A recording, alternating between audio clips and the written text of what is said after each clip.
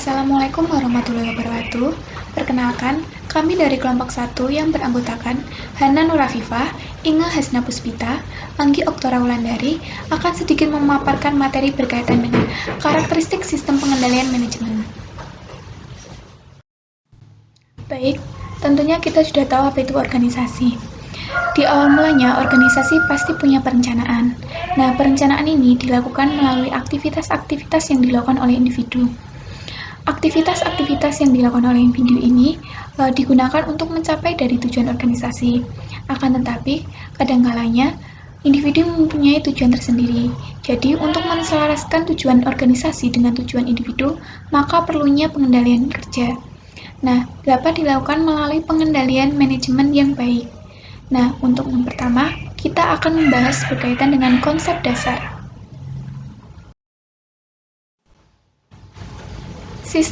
Sistem adalah hal yang ritmis, berulang kali terjadi, atau langkah-langkah terkoordinasi yang memaksudkan untuk mencapai tujuan. Dalam konteks sistem pengendalian manajemen, sistem adalah sekelompok komponen yang masing-masing saling menunjang, saling berhubungan maupun tidak, yang keseluruhan merupakan sebuah kesatuan. Menurut Marcelo, ada dua bentuk sistem. Yang pertama, sistem formal. Sistem yang memungkinkan pendelegasian otoritas, di mana sistem formal memperjelas struktur, kebijakan, dan prosedur yang harus diikuti oleh anggota organisasi. Yang kedua, sistem informal. Sistem informal adalah sistem yang lebih berdimensi, hubungan antara pribadi yang tidak ditunjukkan dalam struktur formal. Pengendalian.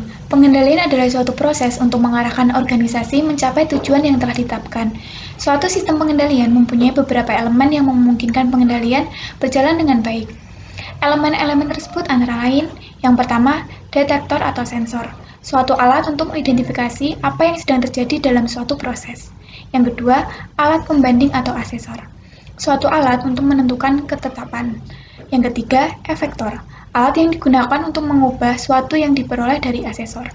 Dan yang keempat, jaringan komunikasi, alat yang mengirim informasi antara detektor dan asesor, dan antara asesor dan efektor.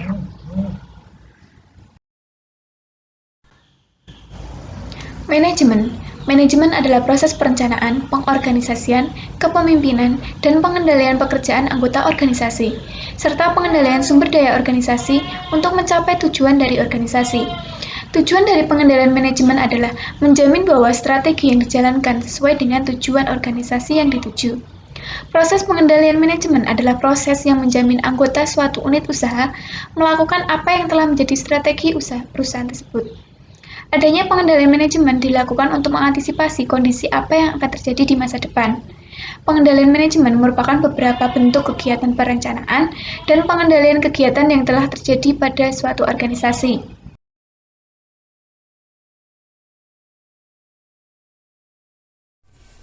Selanjutnya ada dua kegiatan batasan pengendalian manajemen, yaitu satu, pengendalian manajemen adalah proses di mana manajer mempengaruhi anggotanya untuk melaksanakan strategi organisasi. Yang kedua, ada perumusan strategi, di mana itu adalah sebuah proses memutuskan atas tujuan organisasi dan langkah-langkah yang diambil untuk mencapai tujuan tersebut.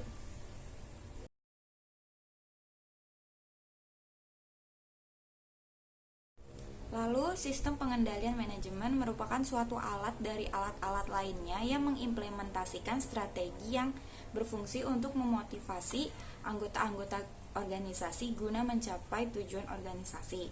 Dua unsur yang penting dalam sistem pengendalian manajemen adalah satu, lingkungan pengendalian manajemen, di mana aspek penting dalam lingkungan pengendalian manajemen yaitu eksternal dan internal, di mana terdapat satu faktor penting dalam lingkungan internal maupun eksternal bervariasi pada setiap organisasi, sehingga pengaruh terhadap proses pengendalian manajemen akan berbeda.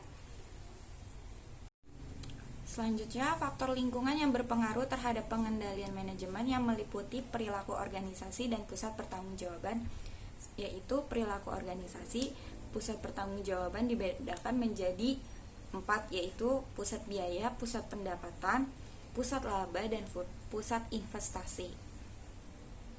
Kedua, ada proses pengendalian manajemen. Proses pengendalian manajemen formal meliputi 4 kegiatan, yaitu perencanaan strategi, penyusunan anggaran, pelaksanaan, dan evaluasi kerja. Yang ketiga yaitu pengendalian tugas.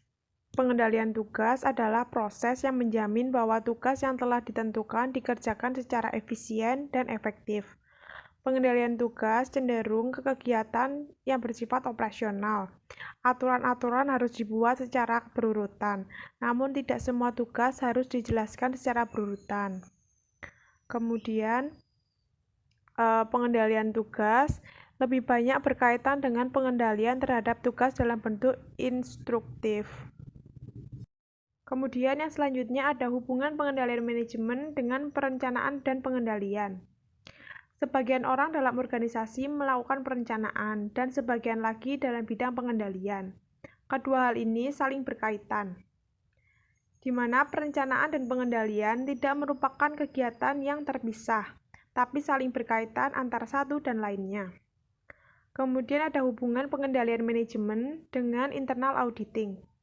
Pengendalian manajemen adalah aktivitas yang dilakukan oleh manajer, sedangkan internal auditing adalah kegiatan staf yang dimaksudkan untuk menjamin keakuratan informasi sesuai dengan aturan, kesalahan yang minimum terhadap pelaporan aset, dan menjamin pelaksanaan tugas secara efisien dan efektif.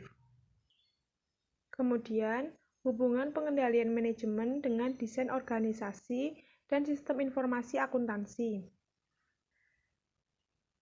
Disebutkan, ada 3 pertanyaan yang menjadi isu sentral dalam pembahasan sistem pengendalian manajemen, yaitu ukuran kinerja, standar yang layak atas kinerja, dan penghargaan apa yang layak diberikan kepada anggota organisasi yang mencapai target yang telah ditetapkan. Kemudian ada pendekatan kontingensi. Begitu sistem pengendalian manajemen dijalankan, jawaban yang bersifat sementara pada mulanya diberikan atas 3 pertanyaan di atas, dengan maksud diadakan perubahan sesuai dengan kenyataan atau keadaan. Organisasi yang berbeda tampaknya mengembangkan jawaban-jawaban tersebut dengan keadaan lingkungan. Pengakuan terhadap perbedaan inheren mengakibatkan pengembangan teori kontingensi desain organisasi dan akuntansi manajemen.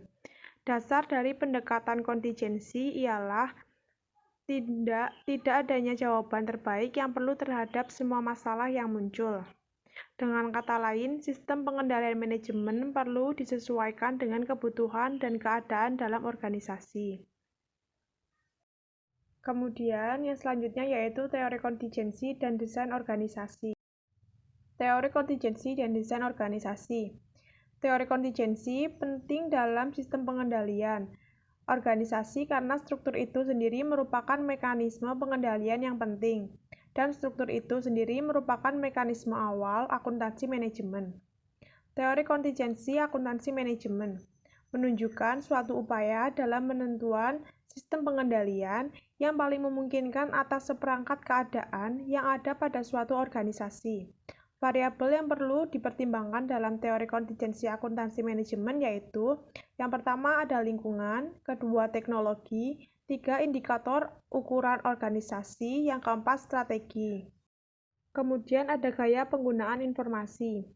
Akuntansi digunakan oleh manajer puncak dan penghargaan dibuat kontingensi dengan pencapaian anggaran adalah kritis dalam penentuan pengaruh sistem informasi akuntansi. Pengaruh penempatan kepercayaan yang tinggi atas ukuran akuntansi terhadap kinerja kontingensi dengan keadaan karena tingkat pengetahuan yang dipunya tentang perilaku manajerial mengontribusikan ke arah kinerja yang sukses.